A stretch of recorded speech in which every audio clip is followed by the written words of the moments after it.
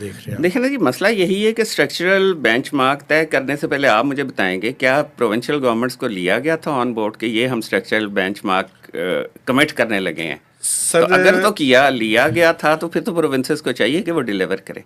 पूछा गया था सर, पूछा गया था, अब बहरहाल ये तो वो एक लेटर मेरे पास है जी जिसमें पंजाब की कंसेंट तो मौजूद है, जी। बाकियों का नहीं है मेरे पास। नहीं, लेकिन वो पंजाब की भी जो आप बात बता रहे हैं वो बड़ी अजीब सी बात है कि जी के टैक्स के रेट्स जो है ना वो फेडरल कैबिनेट जो उनकी प्रोविंशियल कैबिनेट है वो डिटरमिन करेगी। ये तो कोई तरीका नहीं है ना।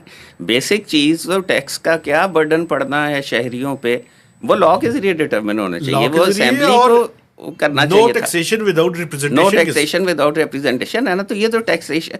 अब देखें ना, हम आर्ग्यू कर सकते हैं कि कैबिनेट में भी तो अवाम के रिप्रेजेंटेटिव ही होते हैं ना, ज़्यादातर होते हैं, लेकिन जब वो कैबिनेट में बैठे होते हैं तो फिर वो पार्लियामेंट का हिस्सा नहीं होते, फिर वो एग्जीक्यूटिव का हिस्सा होते हैं। तो ये पार्लियामेंट या इस केस में जो प्रोविंशियल असेंबली है अपना बेसिक राइट जो है वो कैसे दे सकती है एग्जीक्यूटिव को या किसी और को? और दूसरी बात ये तो उनके लिए सोचने वाली बात है जी।